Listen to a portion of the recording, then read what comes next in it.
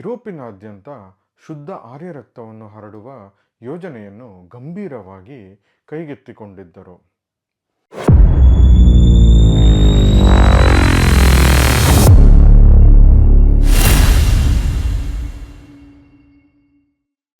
ನಮಸ್ಕಾರ.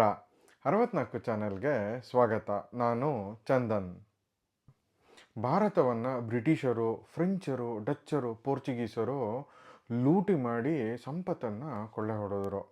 ಇದು ನಮಗೆಲ್ಲರಿಗೂ ಗೊತ್ತಿರೋವಂಥ ವಿಷಯನೇ, ಮತ್ತು ಇತಿಹಾಸ ಕೂಡ. ಹಾಗೆ ಈ ಇತಿಹಾಸನ ಮತ್ತೊಮ್ಮೆ ಸೂಕ್ಷ್ಮವಾಗಿ ಅವಲೋಕನ ಮಾಡಿದಾಗ ನಮಗೆ ಇನ್ನೂ ಒಂದು ಕಾಣುತ್ತೆ. ಅದು ಜರ್ಮನ್ನರ ದಬ್ಬಾಳಿಕೆ. ಹೌದು, ಜರ್ಮನಿಯಲ್ಲಿ ಈ ನಾಜಿ ಸೈನ್ಯ ಬಂದು ಯಹೂದಿಗಳ ಮೇಲೆ ನಡೆಸಿದ ದಬ್ಬಾಳಿಕೆ ನಮಗೆ ಗೊತ್ತಿದೆ. ಅದೇ ಜರ್ಮನರು ತಾವು ಆರ್ಯನರು ಅನ್ನೋ ಸೋಗಿನಲ್ಲಿ ಭಾರತೀಯರ ಮೇಲೆ ನಡೆಸಿದ ದಬ್ಬಾಳಿಕೆನೂ ಬೆಳಕಿಗೆ ಬರುತ್ತೆ. ಹೌದು, ಅವರು ಭಾರತಕ್ಕೆ ಬಂದಿದ್ದರು, ಟಿಬೆಟ್ ಇಲ್ಲೆಲ್ಲ ಹೋಗಿ ತಮ್ಮ ಸೈಂಟಿಫಿಕ್ ಎಕ್ಸ್ಪೆರಿಮೆಂಟ್ಗಳಿಗೋಸ್ಕರ ಇಲ್ಲಿರೋ ಜನಕ್ಕೆ ತುಂಬಾ ಹಿಂಸೆ ಕೊಟ್ಟರು.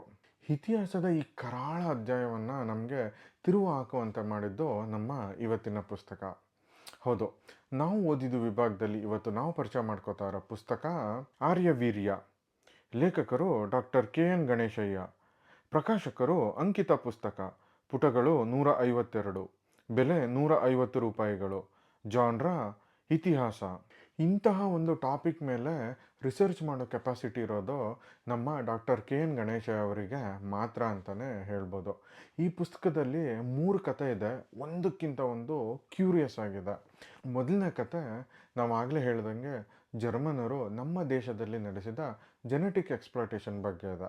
ಇದ್ರ ಬಗ್ಗೆ ಮತ್ತೆ ಬಂದು ಹೇಳ್ತೀನಿ. ಎರಡನೇ ಕತೆ ಬಂದು ಚಿಂತನಾ ಬೋಗುಣಿ ಅಂತ. ಇದು ಹೇಗೆ ಅಂದರೆ, ಚಿಂತನೆ ಅಂದರೆ ಥಾಟ್ಸು, ಬೋಗುಣಿ ಅಂದರೆ ಬೇಸಿನ್ನು. ಇದರಲ್ಲಿ ಏನಂತಾರೆ ಅಂದರೆ, ಥಾಟ್ಸು ಒಂದು ಬೇಸಿನಲ್ಲಿ ಹೇಗೆ ಸೆಂಟ್ರಲ್ ಕಲೆಕ್ಟ್ ಆಗುತ್ತಲ್ಲ, ಹಾಗೆ ಮಾನವ ಕುಲದಲ್ಲೂ ಇದು ಆಗ್ತಾ ಇದೆ. ಸ್ವಾಮಿ ವಿವೇಕಾನಂದ ಇರ್ಬೋದು, ಕಾರ್ಲ್ ಮಾರ್ಕ್ಸ್ ಇರ್ಬೋದು, ಅವರು ಯಾವುದೋ ಒಂದು ಚಿಂತನೆ ಇಲ್ಲ ಒಂದು ಪಂಥದ ಬಗ್ಗೆ ಅವರ ಥಾಟ್ಸ್ನ ಹೇಳ್ತಾರೆ. ಅವರ ಅನುಯಾಯಿಗಳು ಅದನ್ನು ಫಾಲೋ ಮಾಡ್ಕೊಂಡು ಹೋಗ್ತಾರೆ.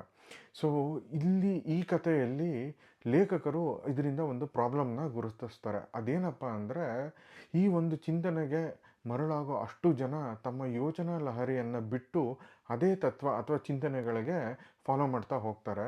ಅವರು ಬೇರೆ ತತ್ವ ಅಥವಾ ಚಿಂತನೆಗಳಿಗೆ ತಲೆ ಕೆಡಿಸ್ಕೊಳ್ಳೋಕೆ ಹೋಗೋದಿಲ್ಲ ಅಂತ. ಆದ್ದರಿಂದ ಪ್ರಪಂಚದಲ್ಲಿ ಹೊಸ ಹೊಸ ಚಿಂತನೆಗಳು, ತತ್ವಗಳು ಬರೋದು ಕಮ್ಮಿ ಆಗತ್ತೆ ಅಂತ. ನಾವು ಏನೇ ನಂಬಿದ್ರೂ ಅದನ್ನು ಒಂದು ಸತಿ ಪ್ರಶ್ನೆ ಮಾಡಬೇಕು ಅನ್ನೋದು ಇದರ ಮೂಲ ಉದ್ದೇಶ. ಈ ಕಥೆಯಲ್ಲಿ ಗೌರಿ ಲಂಕೇಶ್ ಅವರ ಮರ್ಡರ್ ಬಗ್ಗೆನೂ ಒಂದು ತುಣುಕು ಬಂದು ಹೋಗುತ್ತೆ. ಅದು ಯಾಕೆ ಅಂತ ನೀವು ಪುಸ್ತಕ ಓದಿನೇ ತಿಳ್ಕೋಬೇಕು.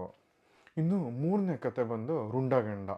ನೋಡಿ, ಗಣೇಶಯ್ಯ ಅವರಿಗೆ ಮಾತ್ರನೇ ಈ ಥರ ಸೂಪರಾಗಿ ಕ್ಯೂರಿಯಸ್ ಆಗಿರೋ ಹೆಸರುಗಳನ್ನ ಇಡೋದಕ್ಕೆ ಬರೋದು.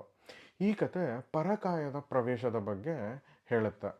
ಇಟಲಿಯಲ್ಲಿ ಒಂದು ಎಕ್ಸ್ಪೆರಿಮೆಂಟ್ ನಡೆದಿರುತ್ತೆ. ಏನಪ್ಪ ಅಂದರೆ, ಯಾವೊಂದೋ ಒಬ್ಬನ ತಲೆ ತಗೊಂಡು ಇನ್ಯಾವೊಂದೋ ಬಾಡಿಗೆ ಜೋಡಿಸಿರ್ತಾರೆ ಅಂತ. ಅದೇ ಘಟನೆ ಮೇಲೆ ಬೇಸಿಸ್ ಆಗಿ ಲೇಖಕರು ಈ ಕಥೆನ ಬರೆದಿದ್ದಾರೆ. ನೀವು ಊಹಿಸ್ಕೊಳ್ಳಿ, ನೀವು ಒಂದಿನ ನಿಮ್ಮ ಶತ್ರುವಿನ ದೇಹದೊಳಗೆ ಸೇರ್ಕೊಂಡಿರ್ತೀರ. ವಾಪಸ್ಸು ನೀವು ನಿಮ್ಮ ದೇಹಕ್ಕೆ ಹೋಗೋಕ್ಕಾಗಲ್ಲ, ಅದು ಹಾಳಾಗಿರುತ್ತೆ.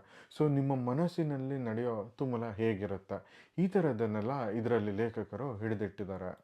ಈ ಕಥೆಯ ಆರಂಭ ಎಷ್ಟು ರೋಚಕವಾಗಿದೆಯೋ ಅಂತ್ಯ ಕೂಡ ಅಷ್ಟೇ ರೋಚಕವಾಗಿದೆ. ಪುಸ್ತಕ ಓದಿದ್ರೆ ಡೆಫಿನೆಟಾಗಿ ನಿಮಗೂ ಕೂಡ ಇದೇ ಅನುಭವ ಆಗುತ್ತೆ. ಇನ್ನು ಮೊದಲನೇ ಕತೆಗೆ ವಾಪಸ್ ಬಂದರೆ, ಕಥೆಯ ಟೈಟಲ್ ಬಂದು ಆರ್ಯವೀರ್ಯ. ಸೊ ಟೈಟಲ್ ಹೇಳೋ ಹಾಗೆ ಇದು ಆರ್ಯರ ಧಾತುಗಳ ಬಗ್ಗೆ ಇರೋ ಕತೆ. ಜರ್ಮನಿಯಲ್ಲಿ ಹಿಟ್ಲರ್ ಆಳಬೇಕಾದ್ರೆ ಅವನು ತಾನೊಬ್ಬ ಪ್ಯೂರ್ ಆರ್ಯನ್ ಅಂತ ಅಂದ್ಕೊಂಡಿರ್ತಾನೆ, ಮತ್ತು ಈ ಆರ್ಯನ್ ಇನ್ವೇಷನ್ ಥಿಯರಿನ ಅವನು ನಂಬಿರ್ತಾನೆ. ಸೊ ಆರ್ಯನರು ಭಾರತಕ್ಕೆ ಬಂದು ಅಲ್ಲಿದ್ದವ್ರನ್ನ ದಕ್ಷಿಣ ಭಾರತಕ್ಕೆ ಓಡಿಸಿ ಒಂದು ಹೊಸ ಸಂಸ್ಕೃತಿಯನ್ನು ಕಟ್ತಾರೆ ಅಂತ ಹಿಟ್ಲರ್ ಬಲವಾಗಿ ನಂಬಿರುತ್ತಾನೆ. ಮತ್ತು ಅವನು ಈ ಯಹೂದಿಗಳು ಸೇರಿಕೊಂಡು ನಮ್ಮ ಆರ್ಯನರ ರಕ್ತವನ್ನು ಅಶುದ್ಧಿ ಮಾಡ್ತಾ ಇದ್ದಾರೆ ಅಂದ್ಕೊಂಡು ಪ್ಯೂರ್ ಆರ್ಯನ್ ಬ್ಲಡ್ ಇರೋ ಬ್ರೀಡ್ನ ಡೆವಲಪ್ ಮಾಡಬೇಕು ಅಂತ ಪ್ಲ್ಯಾನ್ ಮಾಡ್ತಾ ಇರ್ತಾನೆ. ಸೊ ಈ ಪ್ರಾಜೆಕ್ಟಿಗೋಸ್ಕರ ಹಿಟ್ಲರ್ ತನ್ನ ರೈಟ್ ಹ್ಯಾಂಡ್ ಆದ ಹಿಮ್ಲರಿಗೆ ಒಂದು ಆದೇಶವನ್ನು ನೀಡ್ತಾನೆ. ಶುದ್ಧ ಆರ್ಯನರನ್ನು ಹುಡುಕಿ ಅವರಿಂದ ಆರ್ಯನರ ವಂಶವನ್ನು ಬೆಳೆಸಬೇಕು ಅಂತ. ಹಿಮ್ಲರ್ ಒಂದು ತಂಡವನ್ನು ಕಟ್ಟಿ ಈ ಟಿಬೆಟ್ ಕಡೆಗೆ ಕಳಿಸ್ತಾನೆ. ಅವನ ಪ್ರಕಾರ ಏನಂದರೆ, ಯುರೋಪಿನಿಂದ ವಲಸೆ ಬಂದ ಆರ್ಯನರು ಪ್ರಾಬಬ್ಲಿ ಈ ಹಿಮಾಲಯದ ಸುತ್ತಮುತ್ತ ಸೆಟ್ಲಾಗಿರ್ತಾರೆ, ಅಲ್ಲಿ ಹೋಗಿ ನಾವು ವಂಶವನ್ನು ಮುನ್ನಡೆಸ್ಬೋದು ಅಂತ ಅವನು ಪ್ಲ್ಯಾನ್ ಮಾಡ್ತಾನೆ. ಸೊ ಅದೇ ಲೆಕ್ಕಾಚಾರ ಇಟ್ಕೊಂಡು ಜರ್ಮನರ ಒಂದು ತಂಡ ಟಿಬೆಟ್ ಮತ್ತು ನಾರ್ತ್ ಈಸ್ಟ್ ಇಂಡಿಯಾಗೆ ಬರುತ್ತೆ.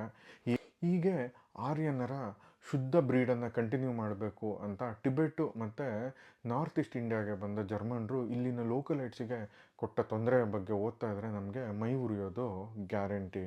ಹಣದ ಆಸೆಗೆ, ಆಹಾರದ ಆಸೆಗೆ, ಬಟ್ಟೆ ಆಸೆಗೆ ಇಲ್ಲಿನ ಲೋಕಲೈಟ್ಸು ಜರ್ಮನ್ರು ನಡೆಸೋ ಪ್ರಯೋಗಕ್ಕೆ ಬಲಿಪಶು ಆಗೋಕ್ಕೆ ಒಪ್ಕೋತಾರೆ. ನೆಕ್ಸ್ಟು ಏನಾಯಿತು ಅಂತ ನೀವು ತಿಳ್ಕೊಬೇಕಾ? ಪುಸ್ತಕನ ಓದಿ. ಇದ್ರ ಬಗ್ಗೆ ಮಾತಾಡ್ತಾ ಇದ್ದರೆ ಒಂದಿನ ಕೂಡ ಸಾಲೋದಿಲ್ಲ, ಅಷ್ಟು ಇಂಟ್ರೆಸ್ಟಿಂಗ್ ಆಗಿದೆ, ಅಷ್ಟು ಡೀಟೇಲ್ಡ್ ಆಗಿದೆ.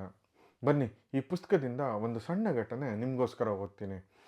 ಅದಕ್ಕೂ ಮುಂಚೆ ನಾವು ಮಾಡ್ತಿರೋ ಈ ಕನ್ನಡ ಪುಸ್ತಕವನ್ನು ಪರಿಚಯಿಸೋ ಕೆಲಸ ನಿಮಗೆ ಇಷ್ಟ ಆಗಿದೆ ಅಂದರೆ ದಯವಿಟ್ಟು ನಮ್ಮ ಚಾನಲ್ಗೆ ಸಬ್ಸ್ಕ್ರೈಬ್ ಆಗಿ. ಈ ವಿಡಿಯೋನ ಲೈಕ್ ಮತ್ತು ಶೇರ್ ಮಾಡೋದು ಮರಿಬೇಡಿ. ಮೊದಲನೇ ಪಾರ. ನಾಜಿಗಳ ಈ ನಂಬಿಕೆ ಕೇವಲ ಆರ್ಯರ ವಂಶ ಪಾರಂಪರ್ಯತೆಯ ಮೇಲಷ್ಟೇ ಅಲ್ಲ. ಆರ್ಯರ ಅಂದರೆ ನಾಜಿಗಳ ಬುದ್ಧಿವಂತಿಕೆ ಆನುವಂಶಿಕವಾಗಿ ವಿಶೇಷವಾದ ಧಾತುಗಳಿಂದ ಅವರಲ್ಲಿ ಹರಿದು ಬಂದಿದೆ ಎಂದು ನಂಬಿದ್ದರು. ವಿಪರ್ಯಾಸವೆಂದರೆ ತಾವು ಆರ್ಯರೆಂಬ ನಂಬಿಕೆಯಿಂದಾಗಿಯೇ ಹಲವಾರು ವಿಕೃತ ಸಾಮಾಜಿಕ ದುರಂತಗಳು ನಡೆದು ಹೋಗುತ್ತವೆ. ಉದಾಹರಣೆಗೆ, ಯಹೂದಿಗಳನ್ನು ಅಯೋಗ್ಯರು, ಆರ್ಯರಿಗಿಂತ ಕೆಳಮಟ್ಟದ ಕೀಳು ಮಾನವ ಜನಾಂಗದವರು ಎಂದು ತೀರ್ಮಾನಿಸಿ ಅವರನ್ನು ನಿರ್ವಂಶ ಮಾಡಿ ಯುರೋಪಿನಾದ್ಯಂತ ಶುದ್ಧ ಆರ್ಯ ರಕ್ತವನ್ನೇ ಹರಡುವ ಯೋಜನೆಯನ್ನು ಗಂಭೀರವಾಗಿ ಕೈಗೆತ್ತಿಕೊಂಡಿದ್ದರು. ತಮ್ಮ ಮೂಲ ಕುಲಬಾಂಧವರೇ ಸಾವಿರಾರು ವರ್ಷಗಳ ಹಿಂದೆ ಭಾರತದತ್ತ ವಲಸೆ ಹೋದ ಆರ್ಯರು ಎನ್ನುವುದು ಅವರ ಬಲವಾದ ಸಿದ್ಧಾಂತವಾಗಿತ್ತು. ಅಲ್ಲದೆ ಭಾರತದ ಸ್ಥಳೀಯರು ಮೂಲತಃ ತಿಳಿಗೇಡಿಗಳು, ಮೂಢರು ಎಂದು ಅವರೊಂದಿಗೆ ತಮ್ಮ ರಕ್ತವನ್ನು ಹಂಚಿಕೊಳ್ಳಲು ಇಚ್ಛಿಸದೆ ಹಾಗೂ ತಮ್ಮ ಆರ್ಯ ರಕ್ತದ ಶುದ್ಧತೆಯನ್ನು ಸಂರಕ್ಷಿಸಿಕೊಳ್ಳುವ ಸಲುವಾಗಿ ಹಲವಾರು ಕ್ರಮಗಳನ್ನು ರೂಪಿಸಿಕೊಂಡರು ಎಂದು ನಾಜಿಗಳು ದೃಢವಾಗಿ ನಂಬಿದ್ದರು. ಉದಾಹರಣೆಗೆ, ಭಾರತದಲ್ಲಿ ವರ್ಣಗಳನ್ನು ಸೃಷ್ಟಿಸಿ ಅವುಗಳ ನಡುವೆ ವಿವಾಹ ಸಂಬಂಧಗಳನ್ನು ನಿರ್ಬಂಧಿಸಿದ್ದು ಅಂತಹ ಒಂದು ಕ್ರಮ ಎಂದು. ಹಾಗಾಗಿ ಭಾರತದ ಮೇಲ್ಜಾತಿಯವರು ಆರ್ಯರಿರಬಹುದು ಎಂದು ಕೆಲವರು ಸೂಚಿಸಿದ್ದರು. ಜೊತೆಗೆ ತಮ್ಮ ಮೂಲ ವಂಶದ ಶುದ್ಧತೆಯನ್ನು ಇನ್ನೂ ಉಳಿಸಿಕೊಂಡಿರಬಹುದಾದ ಆರ್ಯರ ಗುಂಪು ಭಾರತದ ಅಥವಾ ಅದರ ಸುತ್ತಮುತ್ತ ಎಲ್ಲೋ ನೆಲೆಸಿರುವ ಸಾಧ್ಯತೆ ಇದೆ ಎಂದೂ ನಂಬಿದ್ದರು. ಇನ್ ಕೇಸು ನೀವು ಈ ಪುಸ್ತಕನ ಆಲ್ರೆಡಿ ಓದಿದರೆ ನಿಮ್ಮ ಅನಿಸಿಕೆನ ಕಮೆಂಟ್ ಮೂಲಕ ತಿಳಿಸೋದು ಮರಿಬೇಡಿ. ಮುಂದಿನ ವಾರ ಹೊಸ ಪುಸ್ತಕದೊಂದಿಗೆ ನಿಮ್ಮ ಮುಂದೆ ಬರ್ತೀವಿ. ಅಲ್ಲಿಯವರೆಗೂ ಓದಿ ಮರಳಾಗಿ. ವಿಡಿಯೋ ನೋಡಿದ್ದಕ್ಕಾಗಿ ಧನ್ಯವಾದಗಳು. ನಾನು ಚಂದನ್, ಸೈನಿಂಗ್ ಆಫ್.